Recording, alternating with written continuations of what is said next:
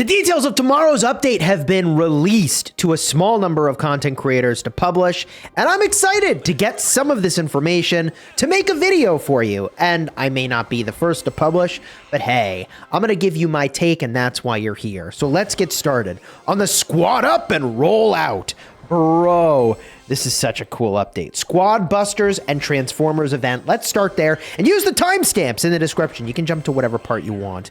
So you need to, during this event, unlock Optimus Prime and Elita-1 permanently. And the note says, don't miss your chance to permanently unlock Optimus Prime and Elita-1 during the 2-week-long Squad Busters and Transformers event. So I would tell your friends, this is the time to play Squad Busters. Check it out. You don't want to miss it. If you have reached Desert World, collect Energon in battles to open Transformer chests and unlock these awesome Autobots. After the event, Optimus Prime and Elita-1 will appear in the shop from time to time and will continue to appear in character lineups. Oh, so you could still buy them from the shop if you really wanted to in the future, after the event. Okay, so there is a way, and you have a chance to permanently unlock them, but for free if you just play in the next 2 weeks. Do that. Optimus Prime, what does he do? This hero from Cybertron comes with boosted sides and immense health. Unlock his abilities to protect your squad while charging into danger. So, this is during week 1 of the event that he'll be here. He is an epic, which means he is going to be tougher to get into your squad, but he is going to be a tank, a defender. In the baby form, the giant defender is as big as a fusion. Okay. Classic description says attacks with his Energon axe after taking damage, which presumably means he deals more damage. And then at the super form, he heals the squad when taking damage. That is insanely powerful for a frontliner, right? Like El Primo heals himself. That's cool, but healing the whole squad is insane because you'll periodically take chip damage. But when you're in PvE situations, when you're in good situations, your front line eats the damage, not your back line. And this, AoE healing just seems busted, okay? You heal your party as he takes damage. Cool. That also means he should maybe heal himself with that. Yep. I can't be that much healing or it'd be completely busted, but I still really like that. And I assume the way that works is like every second you're taking damage, you start to get these heals, not like you heal a percentage of the damage you take. You see what I mean? Yeah, I guess we'll see. Elita-1. This loyal and fearless commander packs boosted size and firepower, unlock her abilities, harness turbo, and attack with ferocious laser blasts. So during week 2 of the event, you can get Elita-1. There's only Baby Classic and Super. Same is true of Optimus Prime. And I do feel a little bit weird about like the balance of a hero that can only go to Super, whereas these other ones are going all the way up to Ultimate form. Like how... is that balanced? Is the 3-star balanced at the same power level as a 5-star? If so, bro, you better be getting these 3 stars, okay? Baby, giant range fighter as big as a fusion, fine. Classic, attacks at time-bending speed when using turbo. So faster attack when you use turbo. And super, turbo lasts much longer while you attack. Wow. Low-key a speedster, actually. So what I would say about her is that if you are low on turbo, she will extend it for those fights that really matter. And I would say that she probably works really well with other speedsters to ensure that you have turbo, because then your turbo will last longer, which seems good. She could even just be a good speedster alternative. Very hyped to get Optimus Prime and Elita-1 in the squad. But there is also the new battle mod, Unicron Attacks. In this event-exclusive Unicron Attacks battle mod, so this is not going to be here when the 2-week window ends. Like, this is it. Unicron will arrive as an unstoppable planet that smashes the gem mine to pieces, then assaults squads and monsters with reconstructed Megatron tanks. So they are Megatron tanks. Okay. Fight back as he converts into a gargantuan robot form and collect huge amounts of energon by helping to bust him back to Cybertron. So cool. So make sure you're enjoying the gameplay during these 2 weeks, because then it's gone forever. Which is kind of a bummer, and what I would like to see the game do is A, put clans into the game, and then B, clans should be fighting bosses together, and then your scores compared to other. My opinion, I think the game needs it sooner than later, by the way. Now, we're also getting skins and emotes. The super rare skin is the robot chicken, which includes a special emote, and the rare skins are the robot barb, the robot archer queen, and the robot medic. So a lot of cool robot stuff here. And also, by the way, we saw previously the cosmetics were teased: Werewolf Colt, Heavy, Undead Barbarian King, Opera Wizard, and the Pam Buster. Like a Ghostbuster. I see what they did there. That's actually also really cool, if that's what they were doing. But, Ultimates are on their way. And before I review every Ultimate's ability, let's talk about why it's going to be easier to unlock troops, because now we're going to get these things called star chests. So star chests only give super, ultra, or ultimate characters. Ultimate is the 5-star, but they also make it so you can unlock new characters, and they guarantee you get an ultra every 10 chests. So pity is 10 chests and you get an ultra, opened by collecting enough star tokens, which are earned from evolving characters, claimed as rewards, or purchased with coins. Oh, baby. So yeah, sounds like some amount of spend money, get characters could be a thing. Celebrate this new feature with us and claim 10 free star chests, including 1 guaranteed ultra character, available only for a limited time. The first few star chests will also cost less star tokens for all players. Be on the lookout for more star chest offers in the shop. Sure. Now, what's interesting is the star chest drop chances. If you still have characters you need to unlock, then opening a star chest will have a 40% chance to unlock a new character, a 58% chance for a super, a 1.9 for an ultra, very low, and a 0.1 for an ultimate. I mean, it's mostly not happening for most people most of the time. But if you have no new characters available, so you've unlocked everything, then star chests only drop super, ultra, and ultimates, and they need to change the drop table, obviously. There is a 96.67% chance you're getting a super. So basically a star chest may as well just read as a super chest, to be honest.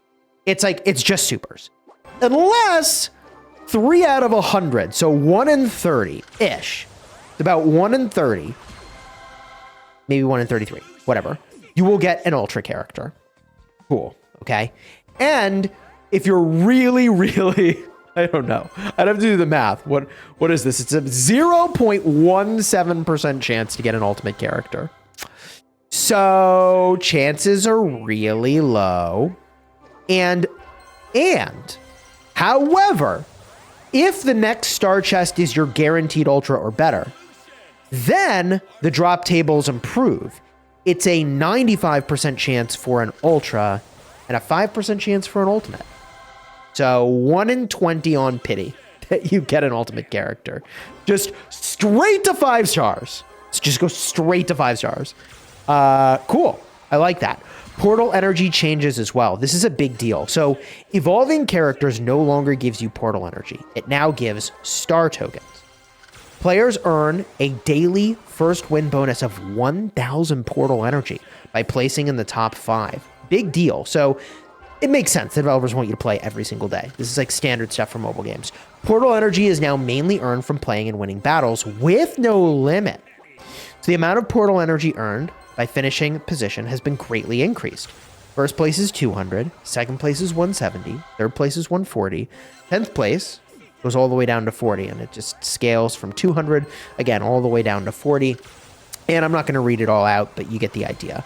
The number of achievement tiers has been increased from 10 to 20. So evolving characters now gives you star tokens that count towards unlocking a star chest. 10 babies to 1 classic equals 10 star tokens. Oh, interesting. 10 classics to 1 super gives you 20 star tokens. 10 super to 1 ultra is 30 star tokens.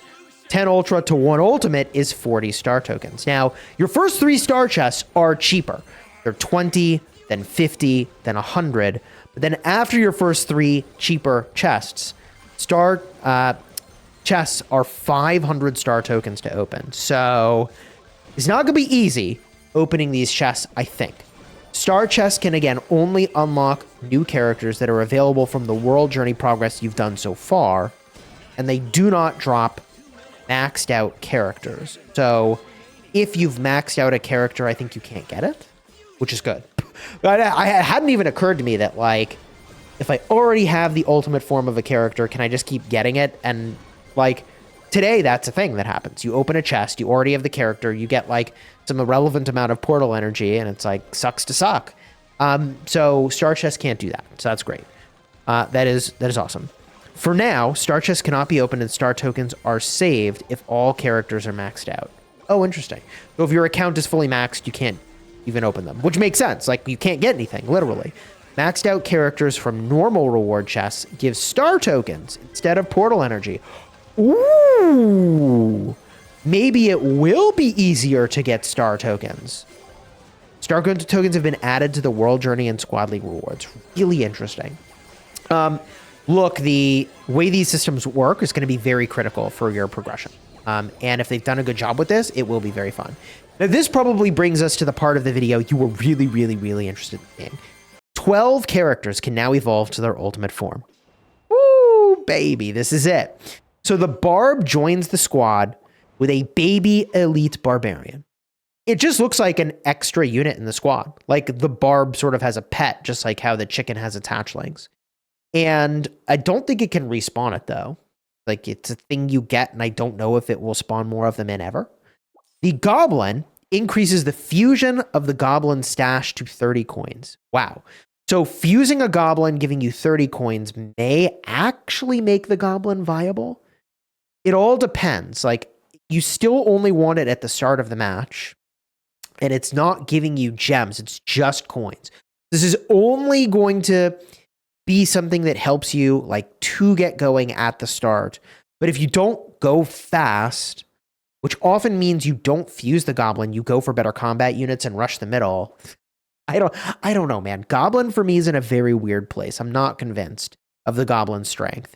Greg, on the other hand, trees drop tons of loot. How much more? Couldn't tell you, but bro, I already loved Greg and I will love Greg more. Colt, I really like Colt. He's still very poppable, which makes him less usable than Shelly. But Bulletstorm charges when attacking squads. I think this is the AoE you're looking for. Like, Shelly does a fat knockback, which can be fight defining, but also Colt AoE damage, I think I like more than Archer. Like, I think what I'm trying to say is I think I like Colt more than Archer. And I think this is going to be the difference for that. Especially because we don't have a 5-star Archer. So that's going to be a topic I'm going to talk about in just a second. Like, no, I'm going to talk about it now. Forget it. I'm going to talk about it now. What are you supposed to do? Like, do you draft your 5-star unit? Or do you draft, like, the lower star unit? Like, I think you would just take the 5-star. Like, this shoves all of these units, once people start getting them to 5-star, in the direction of, like, you kind of have to choose it because it inherently has a higher power level than your other options. I mean, am I wrong? Bo drops mine more often. Oh, and the mines last longer. I unironically think this could make Bo viable. Like, look, more mines is a big deal. If it really makes it so people can't push onto your squad, Bo could have more of a role, and I really would like to see the mine power level pushed. The medic passive heal gets much stronger and faster. Not a lot to talk about here. I think it could be powerful. Hog Rider is still the GOAT. Turbo increases attack speed even more. Elita plus Hog Rider seems disgusting. Dynamite gives a barrel bomb spell, which seems fine. I suppose you could reword this to even be like, Dynamite gives you a skill shot. Because, like, that's really what we're talking about here. The witch skeletons will move faster and attack faster when nearby. That's kind of cool. It's move and attack faster when she's nearby. The BK attacks with his Iron Fist more often. Bro, BK is going to be nuts again. Archer Queen attacks with exploding arrows more often. Oh my god. And all of these units, when their ultimate forms exist and none others exist, hello? Like, you're gonna draft them more. They have more power level, just straight up. So yeah, I think all of those units are gonna be a big deal, but you may have noticed several units are missing that you would have expected. So let me explain. The ultimate versions of units was only supposed to be for Green World troops, but the Green World troops have changed. So Bo is now Green World. He was in the Desert World for unlock. And also they're moving 1 coin chests to Green World. The Desert World will now have El Primo. So they're removing El Primo from the Green World, which I think makes sense. El Primo kind of sucks as an early pick. Like, Barb is the perfect unit to give a player who doesn't understand the game. Colt is even a perfect unit to give to a player who doesn't understand the game. They'll get punished, but like, Colt is fine. Like, Shelly is okay, actually a perfect unit to give to a player that doesn't understand the game yet. El Primo, like, you could draft a bunch of those and be like, why am I losing? It's like, well, you don't have any DPS yet. But like, they do an amazing role. Anyways, Penny is going to the Desert World. She was Beach World. Mortis is going to the Desert World. He was Royal World. Battle Healer is going to the Royal World. He was in the Desert World. And Nita is going to the Beach World. She was in the Desert World. Whatever. The biggest one is that those Green World changes. They've removed El Primo and added Bo. All right. As far as characters and monsters go, El Primo has had his health increased and does his flying elbow drop more often to alleviate his status, or to elevate his status as a Desert World Coat. Wow. Yeah, so El Primo's about to be much scarier. Like, the win more you get from El Primo is about to be disgusting in a way that I think is very interesting. Wow, more often on his elbow drops. Medic has improved healing and stronger heal packs. Keep up with the recent health buffs. I think that's great. Medic is probably one of the weakest healers right now, so eager to see what this buff looks like. Dynamite attacks faster, and Dynamite travels through the air faster to improve his effectiveness. This is insane. That's just a DPS boost, right? I mean, I guess they could lower the damage per strike and make him attack faster, which would still be a huge buff. And Dynamite traveling faster is huge, because I've noticed that if you have a Dynamite and your enemy runs, sometimes they just keep running from your damage and you can't kill them, because they just literally just keep running from your damage.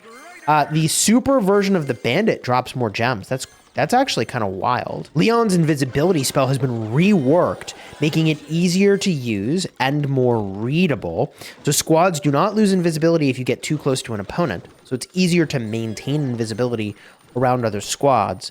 Squads will only ever go partially, not fully invisible. Be easier to examine by opponents, which, yeah, like, I don't know how you assess an opponent that's invisible. Like, I think that's part of the point, is not supposed to be able to assess them, but whatever. And then squads only become visible when attacking or taking damage, making it easier to reactivate and clearer to counterplay. Yeah, Leon's invisibility is very powerful, and I think this makes it more powerful. As far as battle mods go, I kind of predicted some of these changes, but in Crystal Forest, Hero Greg will chop the trees faster, which will make the action go faster. And it also makes it more important to chop trees, by the way, which is kind of what I said in my last video. Not exactly, but they're going to spawn more crystal trees as well. So yeah, it's a lot of tree chopping action. That whole game mod is about chop the trees, and I find it satisfying. I'll keep doing it. Timeout, the timer no longer speeds up during the final stretch to be easier to follow. Yet, if you didn't understand that the timer was going double time, you would not know why you were losing time so fast. This happened to me. Like, very early on in the existence of timeout, I did not realize that the timer goes faster in, like, the final minute. And so I look at my clock. I'm like, oh, I have, you know, a minute left. I'm fine. And then I look up again. And I'm like, oh my God, how am I not fine? I didn't get any time, but like, I'm about to pop. I had a minute. There was only a minute left in the match. How is this possible, right? If you don't know, you don't know. So they fixed that. But this also makes it like really a lot easier to do timeout. People are not going to get busted nearly as much. The timer has less max time. Oh, well, how much less max time? Like, you used to be able to get 60 seconds. If you can only get 45 seconds, it's a little bit scarier. But no double time makes it probably fine. Clock pickups are worth less time as the battle progresses. Okay, well, they found a way to keep the tension up while being more clear about what's happening. Like, double time is just that ain't it.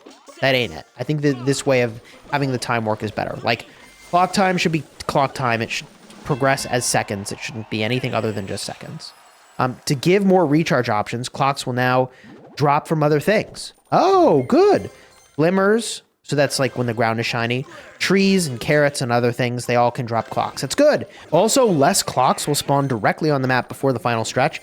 Timeout, the balance is tricky there, but if you get it right, it's going to be cool. And with regard to hatchling herder, 3 giant hatchlings can now fuse. That was one of the things I think I suggested. And I'm going to be honest, I think I got that idea from Full Frontage. Maybe? Probably? Like, I'm pretty sure I heard that somewhere, and now I'm just talking about it as though it's my own idea. I don't think it really is. Like, I think someone like Full Frontage said, if we just fuse the chickens, it'll be fine. It might have been somebody else. And if it was somebody else, I feel bad. I'm sure lots of people suggested that. So they gain 3 times the health and the gem value to make it easier to actually maintain them. Good. Giant hatchling gem value is reduced before it's fused to emphasize their fusion. Oh, interesting. And many more giant hatchlings spawn throughout the battle to keep tails long and satisfying. I mean, here's what I would say about that. It is good to have more opportunity to get the hatchlings. But also, I keep bumping up against the limit to the squad, and then I can't recruit to my squad, and it becomes a problem. So, I don't know. But I guess because they fuse, maybe that won't be a problem. Guess we'll see. A few other things here, okay? Lucky finds can be refreshed, which we talked about. But during a lucky find, some characters are now going to drop more stuff. Goblins will drop more coins. Chickens will drop more boots. Bandit will drop more gems. That's an interesting comeback mechanic. Penny will drop treasure maps, plural. And then characters that drop a spell drop an extra one. Woo! I mean, Wizard will be really good in that context for the extra spell slot. Turbo recharges instantly instead of after a short delay, so you can tap it all you like without penalty. Oh, interesting. That is a huge change, actually, that I think a lot of people will gloss over. Ice skeletons always drop 1 coin when their ice armor is shattered to make Ice World starts faster. Thank goodness. I noticed they used to not do that, and it sucked. All trees, carrots, hives, tanks, and chests respawn at 2 minutes, so the 2-minute mark, and at the final stretch mark. That is a huge change. That is actually massive. Wow. Wow. That's a huge change. That is massively changing the gameplay, probably in a very good way. A few other things here, but leaderboard entries now show win streaks when they update. Sure. Several improvements to network and device performance. Fine. Cool. I mean, all in all, I'm really excited about this stuff. I've already talked for like 20 minutes. So if you enjoyed the vid, throw a like on here, consider subscribing. This video today was a little bit late for when I would have liked to have published it because I was covering a live event on my other channel where I have 240,000 subscribers. I cover city building war games. That's Rise of Kingdoms, Call of Dragons, and it looks like I will be covering Age of Empires. They've got a mobile game coming up. You may recall I mentioned they flew me out to Gamescom, which was really cool. So all that's really exciting. If you're looking for a Squad Busters video, or maybe you want to check out my other channel, cards will be in the end screen right over here. You go check out my other channel if you'd like. These city building war games, they're pretty fun, but they're very different. I like Squad Busters because it's all action, but it doesn't scratch the itch for me for like planning and casual gameplay, whereas city building war games really like work nicely for me for 99% of the time. You're just thinking about fighting.